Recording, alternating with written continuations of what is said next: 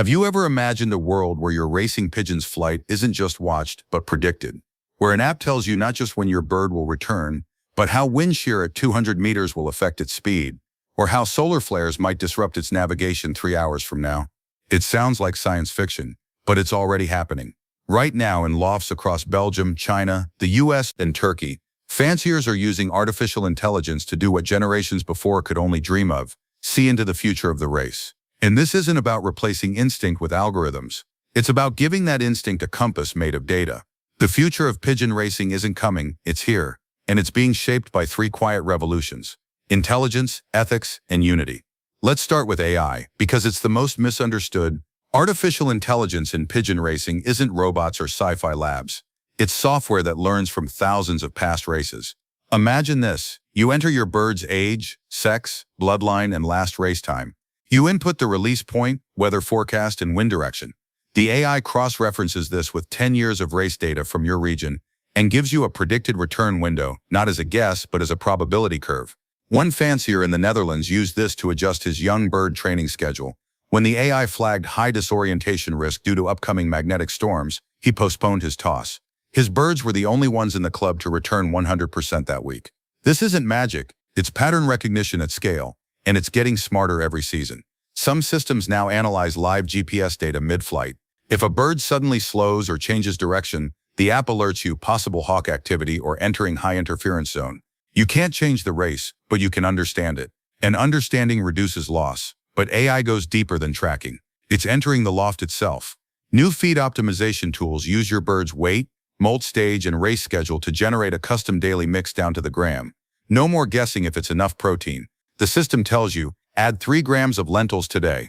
Reduce corn by 5% tomorrow. It's like having a nutritionist, trainer, and navigator all in your pocket. And for breeders, genetic AI is changing everything. By scanning decades of pedigree and race results, these tools can predict which pairings are most likely to produce birds with endurance, speed, or homing instinct. Not guaranteed, but weighted by probability. One Belgian loft used this to revive a fading bloodline. They paired a slow but intelligent hen with a fast but erratic cock, something tradition would have dismissed. Their offspring won 2 national races in a row. The AI didn't create champions. It revealed hidden potential.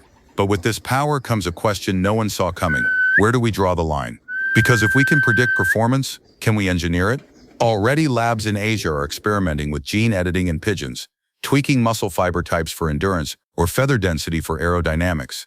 It's not mainstream, it's not legal in most federations, but it's happening, and it forces us to ask, what is a racing pigeon? Is it a partner in a shared journey, or a product to be optimized? The sport's soul hangs in that balance. And this is where ethics enters the future. Because technology doesn't decide values, we do. In Europe, federations are already drafting AI ethics charters for pigeon racing. Rules like no real-time mid-race coaching via AI, no genetic modification, no selling predictive data to competitors. The goal isn't to stop progress, but to protect the heart of the sport: fairness, partnership, and respect for the bird. And surprisingly, the fanciers leading this charge aren't old-school traditionalists. They're young, tech-savvy racers who love both their birds and their apps. They know that without ethics, technology becomes a weapon. With it, it becomes a tool. But the most beautiful part of this future isn't in the code or the rules, it's in the connection. For the first time in history, a fancier in Istanbul can watch a race in Antwerp in real time, chat with the owner in Dutch-accented English, and celebrate together when the bird lands. Online communities now share feed recipes at 3 a.m., troubleshoot loft issues via video call, and even hold virtual young bird championships where GPS data replaces physical baskets. This isn't replacing the local club, it's expanding it into a global rooftop, where passion speaks one language, and that language is care. And on this rooftop, something unexpected is growing: unity. National rivalries are softening. Federations are sharing data to fight theft and disease. Breeders are sending young birds across continents, not for profit but for preservation. The future isn't just faster birds or smarter apps. It's a world where the bond between fancier and pigeon is amplified by a bond between fanciers themselves. So as you stand at your loft tonight, watching the sky for your bird, know this: you're not just part of a hobby. You're part of a living tradition that's evolving. Not away from its roots, but deeper into them. Because the more we learn, the more we realize the pigeon's greatest gift isn't speed. It's the way it brings us together. And in a world that often feels divided, that's the most futuristic thing of all. In the next part, we'll dive into the ethical frontier. Where do we draw the line between innovation and integrity? And why the choices we make today will define the soul of pigeon racing for the next 100 years. Last week, a fancier in Germany received an email he never expected. It was from a breeder in South Korea offering to enhance his best young cock with a genetic tweak that would increase flight muscle efficiency by 12%. No surgery, no drugs, just a single injection of a CRISPR-based solution developed in a private lab, unregulated, and completely undetectable by current Federation tests. The price? $8,000. The promise? A national winner within 2 seasons. The fancier deleted the email, but he couldn't stop thinking about it. Because the question wasn't just, is this real? It was, what if it works? And deeper still, if I say no but my rival says yes, do I lose not just the race but the future of the sport? This is the ethical crossroads pigeon racing now faces, not in distant labs but in real lofts with real choices and real consequences. The future isn't just about what we can do, it's about what we should do. And that line is being drawn right now by fanciers like you and me. Let's start with the most urgent issue, genetic modification. Gene editing tools like CRISPR are no longer science fiction. They're affordable, accessible, and increasingly precise. In theory, you could alter a pigeon's genes to grow denser flight feathers, more efficient oxygen uptake, or even a stronger magnetic sense. But here's the truth. We don't fully understand the long-term effects. A tweak for speed might weaken the immune system. A change for endurance might reduce fertility. And once those genes enter the bloodline, they spread silently, permanently, irreversibly. That's why federations in Belgium, the Netherlands, and the UK have already banned genetic modification in racing pigeons. Not because it's impossible, but because it breaks the spirit of the sport. Racing isn't about who has the best lab. It's about who has the best partnership with nature. And nature, as messy and imperfect as it is what makes every return a miracle. But genetics isn't the only ethical frontier. What about data? Right now, your GPS tracker sends your bird's location to a server. Who owns that data? You, the app company, the federation?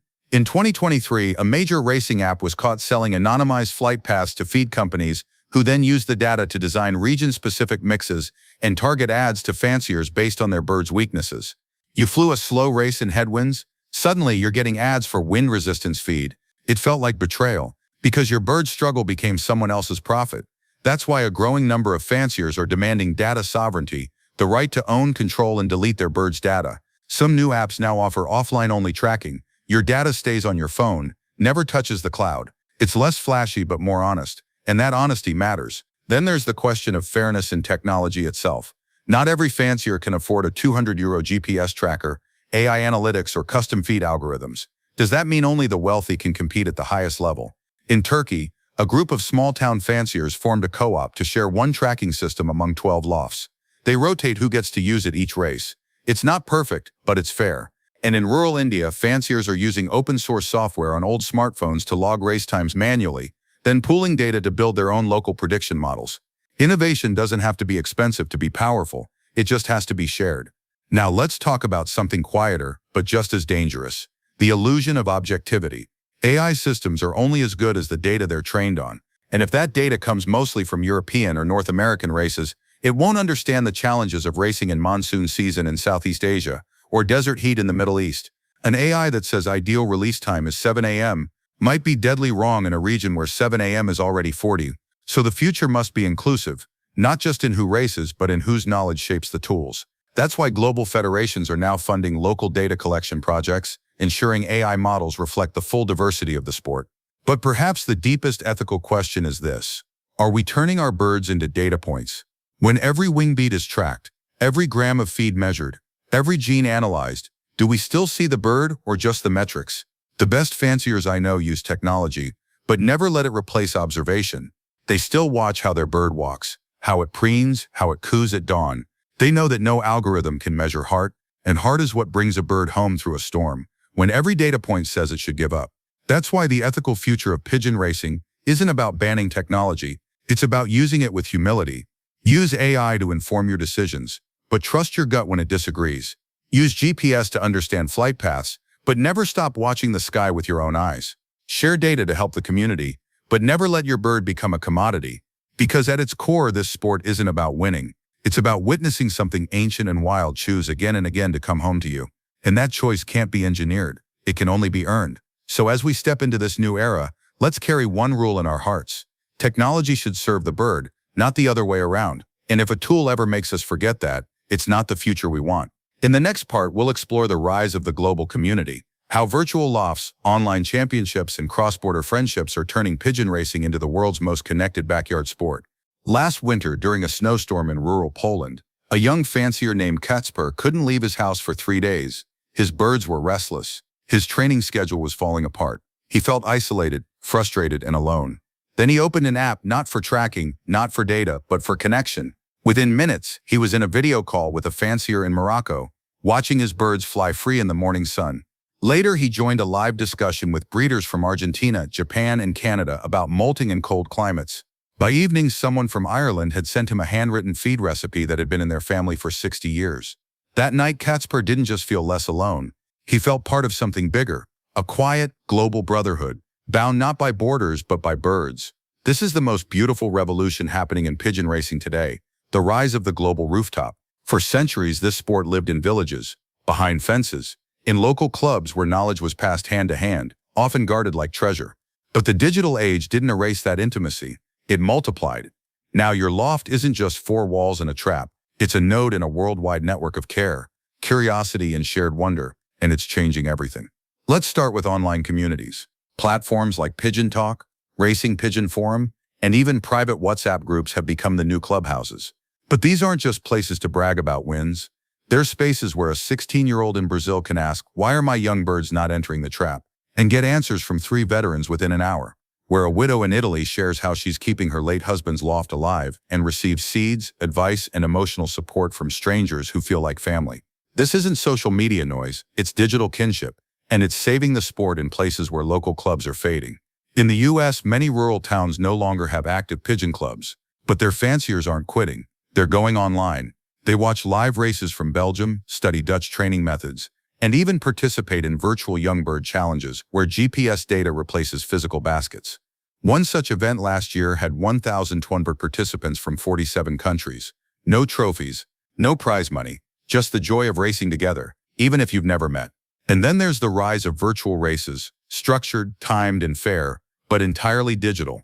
Here's how it works. On race day, all participants release their birds from their local lofts at the same universal time. GPS trackers log the flight.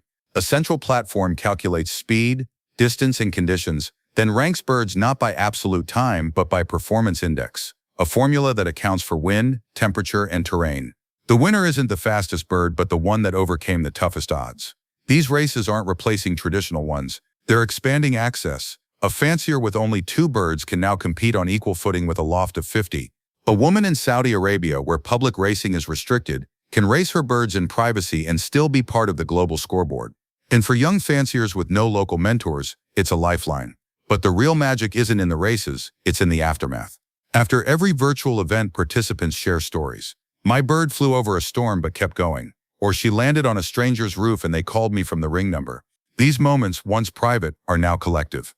They remind us that no matter where we are, we're all watching the same sky, waiting for the same miracle. And this global connection is changing breeding too. Bloodlines are no longer locked behind national borders. A fancier in South Africa can now import semen from a champion Belgian cock, not through risky transport but via cryogenic shipping and local insemination. A breeder in Thailand shares his monsoon-resistant line with lofts in the Philippines, creating a new regional standard. This isn't globalization as domination. It's globalization as generosity. Even NFTs. Yes, those digital tokens are finding a quiet, ethical use. Some lofts now issue digital pedigrees as NFTs, tamper-proof, blockchain-verified records of a bird's lineage, race history, and health data. Not for speculation, not for profit, but for trust. When you buy a young bird from across the world, you can verify its story with a click. No more forged papers, no more broken promises, just transparency. But perhaps the most powerful shift is cultural. For decades, pigeon racing was seen as a European sport. Now it's truly global. In China, university students are building AI models to protect racing pigeons from urban hawks. In Kenya, community lofts are teaching youth discipline and patience through bird care. In Mexico, indigenous fanciers are blending ancestral bird knowledge with modern tracking. The sport is no longer being exported. It's being reinvented. Locally, lovingly, everywhere. And through it all, one truth remains: the bond between fancier and pigeon is the same whether you're in Ghent or Guangzhou. You still wake before dawn, you still check the sky with hope. You still feel that rush when a tiny dot grows into the bird you love. Technology didn't change that. It just let more people feel it together. So the future of pigeon racing isn't cold or digital. It's warm, human, and deeply connected. It's a world where your loft is both your sanctuary and your portal to knowledge, to friendship, to a shared love that needs no translation. Because when your bird circles home, you're not just celebrating a return, you're joining a silent chorus of fanciers across the planet, all whispering the same thing: welcome back. In the final part, we'll look ahead not just to the next decade, but to the next century. What will pigeon racing look like in 2100? And how can we ensure that no matter how advanced we become, the heart of the sport never changes? Close your eyes for a moment. Imagine it's the year 2100. The world has changed in ways we can't yet fathom. Cities float, drones deliver everything, and artificial intelligence manages most of what we once called work. But in a quiet corner of that future, something remains unchanged. A fancier stands at a loft door at dawn, heart in throat, watching the sky for a small familiar shape. And when it appears, a flash of iridescent neck, wings cutting the light, the same quiet joy floods their chest as it did in 1850 or today. Because some things technology can't replace. Some bonds are too deep for algorithms, and the bond between a human and a racing pigeon is one of them. This is the true future of our sport, not in the gadgets we'll use, but in the feeling we'll protect. So what will pigeon racing look like in the decades ahead? Let's start with the birds themselves. Advances in veterinary science will make diseases like paramyxovirus or canker as rare as smallpox. Vaccines will be delivered through smart waters that detect illness before symptoms appear. Nutrition will be hyper-personalized, not just by age or race schedule, but by real-time blood biomarkers measured through non-invasive sensors and perches. Your bird won't just get the right feed. It'll get the feed it needs today, based on its stress levels, muscle recovery, and even mood. But here's the crucial part. None of this will matter if we lose the soul of the bird. That's why the next frontier isn't just health, it's enrichment. Future lofts won't just be clean and efficient. They'll be designed for mental well-being. Think perches that mimic natural branches, airflow that carries familiar scents from home territory, even gentle soundscapes of local birdsong to reduce anxiety. Because a happy pigeon isn't just healthier, it's a better navigator. And science is finally proving what fanciers have always known. Stress kills performance faster than any disease. Now what about the environment? Climate change is already reshaping racing. Longer summers, unpredictable storms, shifting wind patterns. These aren't future threats. They're today's reality. But the sport is adapting. In the Netherlands, lofts are being built with green roofs that cool the interior and support local insects, creating a healthier micro-ecosystem for birds. In drought-prone regions, fanciers use closed-loop water systems that recycle every drop. And federations are redesigning race calendars around climate data, avoiding release days with extreme heat or fire smoke. Sustainability isn't a trend, it's survival. And the fanciers leading this charge aren't activists, they're pragmatists who know no birds, no sport. But perhaps the most important shift is happening in who races. For too long, pigeon racing has been seen as a man's hobby, passed from father to son in quiet backyards. But that's changing fast. In Turkey, women now make up 30% of new fanciers under 30. In the US, school clubs are teaching kids pigeon care as a way to build responsibility and connection to nature. In India, community lofts run by youth collectives are reviving the sport in urban slums, turning rooftops into classrooms of patience and care. The future isn't just global, it's inclusive, and it's young. These new fanciers aren't rejecting tradition, they're reimagining it. They use apps, yes, but they also handwrite race logs in journals. They track GPS, but they still name every bird and mourn every loss. They understand that technology is a tool, not a teacher. And their greatest innovation? They're sharing everything. No more secret bloodlines, no more hoarded knowledge. They post training videos, publish feed mixes, and live stream races, not for fame, but for fellowship. They know the sport only survives if it grows, and that growth starts with generosity. Now let's talk about the unbreakable core, the thing no future can change. It's not speed, it's not trophies, it's the moment your bird chooses to come home. Not because it's trained, not because it's tracked, but because it knows you're waiting. That choice, wild, free, and full of trust, is what makes this sport sacred. And as long as we honor that, the rest is just details. So how do we protect this soul as we race into the future? First, by teaching the next generation not just how to race, but why. Not for the clock, but for the connection. Not for the win, but for the wonder. Second, by keeping federations honest, demanding transparency in rules, fairness in tech, and compassion in ethics. Third, by never letting convenience replace care. An app can tell you your bird is tired, but only you can see it in its eyes. Finally, by remembering that we are not owners, we are guardians. These birds lend us their trust for a season, a year, a lifetime. Our job isn't to perfect them, It's to protect the wildness that makes their return a miracle. So as you stand at your loft tonight, know this: you're not just racing pigeons, you're keeping a flame alive, one that's burned through empires, wars, and revolutions. And in a world that's moving faster than ever, that quiet act of waiting, watching, and welcoming home is more radical and more necessary than you know. The future of pigeon racing isn't in the sky, it's in us. In our hands, our hearts, and our choice to keep showing up day after day for the love of a bird that flies not because it has to, but because it wants to come home to you. Thank you for watching. Thank you for racing with heart. And thank you for being part of a tradition that, no matter how far we go, always finds its way back. Until next time, keep your lofts kind, your birds free, and your eyes on the horizon.